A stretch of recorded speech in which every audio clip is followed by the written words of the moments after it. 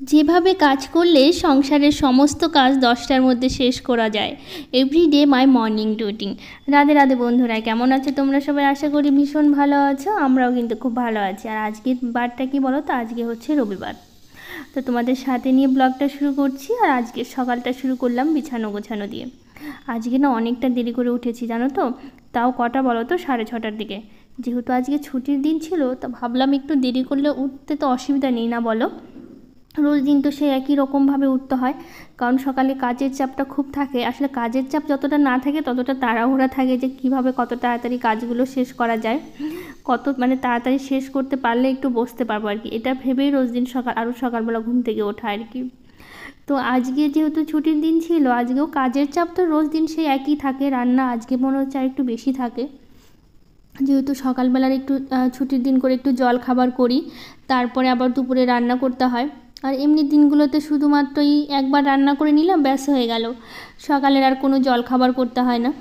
তো আজকে যতটা মানে মনে হয় যে কাজের চাপ নেই বা যতটা আরাম ভাবি আর কি, কিন্তু ছুটির দিনগুলো তো মনে হয় আমার কাজের চাপটা আরও বেশি বেড়ে যায় আর কি। কিন্তু হয় আস্তে আস্তে হয়তো অনেকটা সময় লাগে, কারণ ও বাবানের পাপা বাড়িতে থাকে না, সময়টা এমনিতেই কেটে যায় আর কি। আর এমনি দিনগুলোতে তো বাবান চলে যায়, বাবানের পাপাও চলে যায়, সারাটা দিন আমি সেই একা একা থাকি। ভালো লাগে না দেখে, কাজ কাম তাড়াতাড়ি সেরে চুপচাপ বসে ফোন দেখি বা ভিডিওর কাজগুলো করতে হয়। মানে এইভাবে দিনটা কেটে যায়। আর এই ছুটির দিনগুলোতে যেহেতু ওরা দুজনেই বাড়িতে থাকে, তো ওদের সাথে কথা বলতে বলতে এমনিতেই সময়টা কেটে যায়, বেশ ভালো কাটে সেই দিনটা আর কি। তো আজকে যেহেতু ছুটির দিন, তো ভাবলাম একটু দেরি করে উঠি, কাজগুলো হচ্ছে মানে করতে তো হবেই, একটু সময় লাগবে, একটু বেশি সময় লাগবে। রোজ দিন যেহেতু খুব সকাল সকাল কাজ উঠে কাজগুলো সেরে ব্যাস ঝামেলা শেষ করে দিই মনে হয়। এই ঝামেলাটা কখন শেষ হবে আর কি, মানে কাজগুলো কখন শেষ হবে এটাই ভাবি উঠে সকালবেলা, যে যত তাড়াতাড়ি পারি কাজ শেষ করি, তারপর একটু আরামে বসতে পারবো আর কি। কারণ হচ্ছে একটু সকাল সকাল উঠে কাজ না করলে আমার বাবানকে স্কুল থেকে আনতে যেতে হয়। তো সেই জন্য একটু যদি কাজের পরে একটু যদি না বসি, তারপর আবার সেই গরমের মধ্যে রোদের মধ্যে রেডি হয়ে তারপর আবার বেরোও একটা কষ্ট হয়ে যায়, বেশি চাপ পড়ে যায়।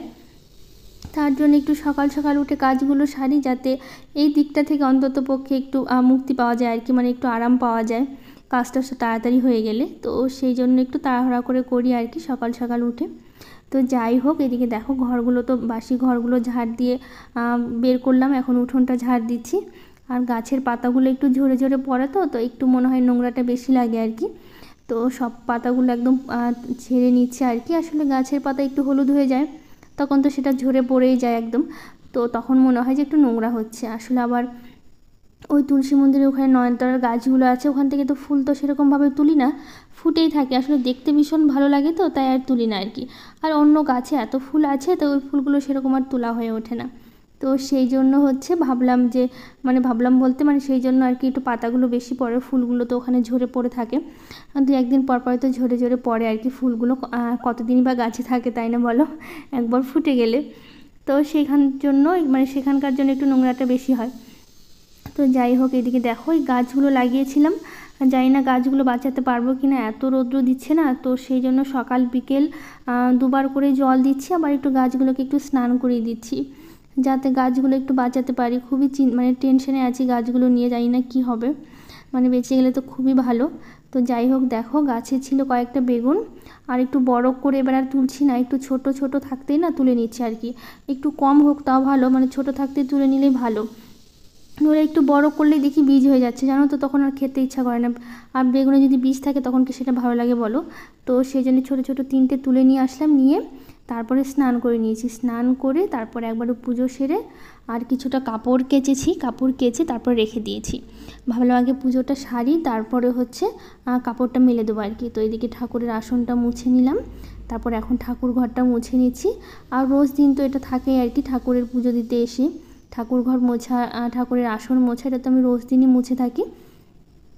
তো যাই হোক, এদিকে দেখো ঠাকুরের আসনটা মুছে নিচ্ছি। ঠাকুর পুজো দিতে দিতে একটা দিদিভাইয়ের কমেন্ট পড়ি, মধু ব্যানার্জি দিদিভাই বলেছে, খুব ভালো লাগলো ভিডিওটা, জানলার নেট লাগাতে পারো, তাহলে আর পাখি আসবে না।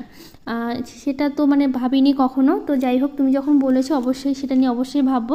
জানলায় অবশ্যই এটা ঠিকই বলেছো তুমি, যে জানলায় নেট লাগালে পাখি আসবে না। আসলে পাখিগুলো এত অত্যাচার করছে, আসলে কালকের ব্লগে বলেছিলাম আমাদের সিঁড়িঘরের যে জানলাটা আছে না, ওটাতে পাখিগুলো এসে বসার এত পরিমাণে পটি করে, সেই 2-1 দিন পর পরে আমাকে পরিষ্কার করতে হয়, জানো তো খুবই বাজে লাগে দেখতে।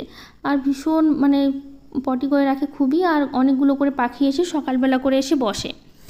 তো যাই হোক, তুমি যখন বলেছো অবশ্যই সেটা নিয়ে ভাববো আর কি, নেট লাগানোর জন্য। আর তুমি ভেবেছো এটাই অনেক আর কি দিদিভাই, ভীষণ সুন্দর করে বললা, ভীষণ ভালো লাগলো।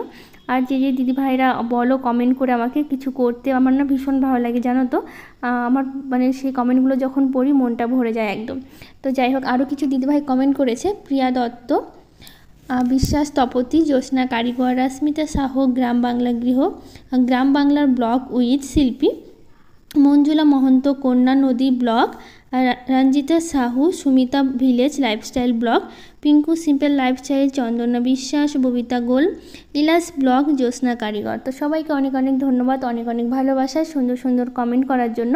আর তোমরা এভাবেই কমেন্ট করো আর পাশে থাকো, আর এভাবে আমাকে ভালোবাসা দিও, কারণ তোমাদের ভালোবাসা খুবই দরকার আমার। তোমাদের ভালোবাসা ছাড়া আমি অবশ্যই একদম কিছুই না, একদম তোমাদের ভালোবাসায় যতটুকু পাচ্ছি ওটাই আমার কাছে অনেক বেশি ভালোবাসা পাওয়া।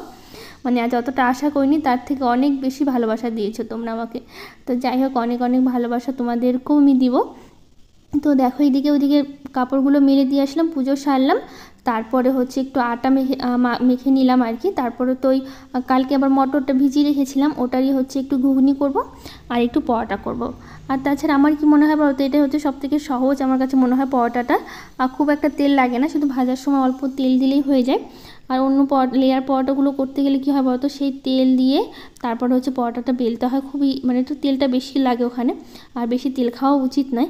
তো যাই হোক, এদিকে পরোটাগুলো বেলে রেখে দিলাম, ভাবলাম এদিকে মটরটা সেদ্ধ হচ্ছে আর এদিকে আমি আটাটা একটু মেখে তারপর হচ্ছে বেলে রাখি, তো ভাজার সময় খুব সহজে হয়ে যাবে তাড়াতাড়ি। নইলে এদিকে ভাজো বেলো একটু সময় লাগে তখন।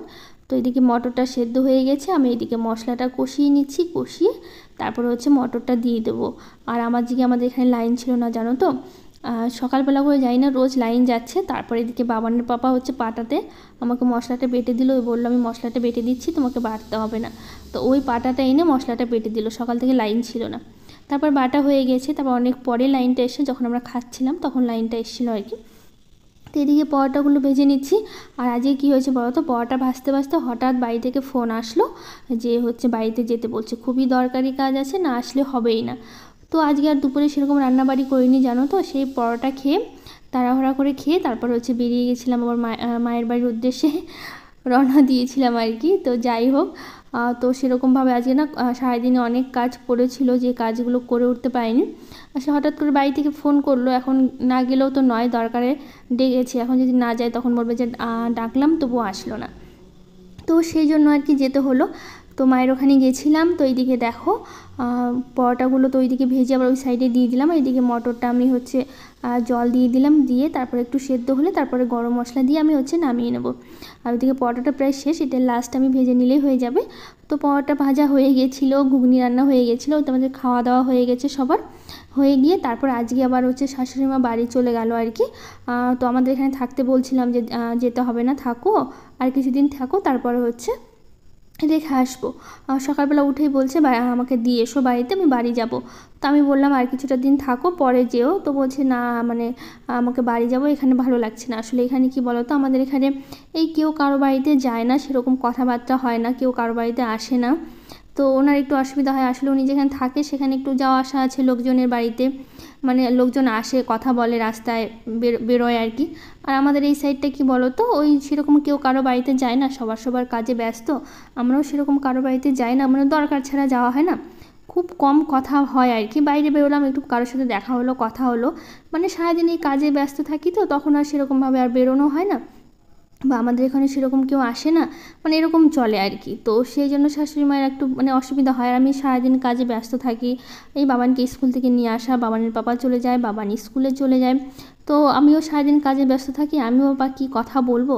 আর যতটুকু সময় পাই তখন একটু কথা বলি, তার মধ্যে তো সারাদিনের যে কাজ তো তোমরা দেখতেই পাও, এত কাজের মধ্যে আমি কী করে মানে কখন সময় পাবো কথা বলার। তারপরে দুপুরবেলার বাবানকে আনতে যাওয়া, ওকে খাওয়ানো দাওয়ানো, এই করতে করতে কি বলো তো দিনটা চলে যায়, তখন আর কথা বলার সময় হয়ে ওঠে না। আর সেরকম হয় না আর কি, বলি না সেটা না ঠিক, মানে সব সময় তো আর বলা হয়ে ওঠে না, যেহেতু কাজের মধ্যে আমি কি করে কথা বলবো। তার মধ্যে আবার ভিডিওর কাজগুলো থাকে আর কি, ও সেগুলো করতে করতেও সময়টা এদিকে চলে যায়। তো সেই জন্য আর যতটুকু সময় পাই তখন কথা বলি আর কি। আর আমাকে তো এইভাবে কাজ করে যেতেই হয় সারাদিন, তো সেরকমভাবে কথা হয়ে ওঠে না দেখুন, আর ভালো লাগে না। বলছে যে আমার এখানে ভালো লাগছে না, কথা বলার কেউ নাই, আমি বাড়িতে যাব। তো সেই জন্য আর কি করা যাবে। তো বাবানের পাপা সকালবেলা ওই যে ঘুগনি মুড়ি খেয়ে, তারপর উনি তো পরোটা খেলো না, গ্যাসের সমস্যা, তো সেই জন্য ঘুগনি মুড়ি খেয়ে তারপর রেখে আসলো বাবানের পাপা। তো যাই হোক, আজকের ব্লগটা এখানে শেষ করছি। ভালো লাগলে লাইক শেয়ার কমেন্ট করে দিও, আর আমার চ্যানেলটাকে সাবস্ক্রাইব করে দিও। আজকের মতো টাটা।